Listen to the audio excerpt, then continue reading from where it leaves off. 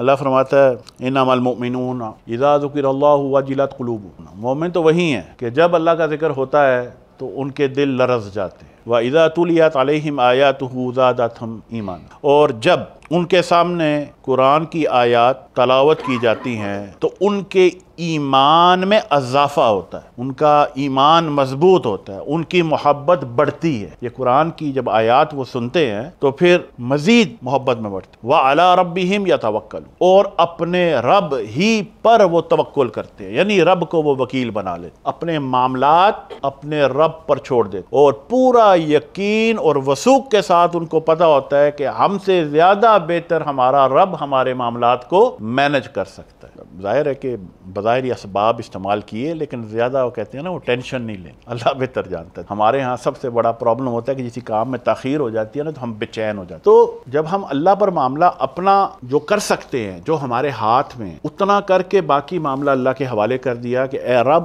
اب تو جانتا ہے، اگر یہ ہوا تو میری بہتری میں ہے، اگر نہیں ہوا تو یقیناً یہ میری بہتری، کیونکہ تو جانتا ہے اور میں نہیں جانتا۔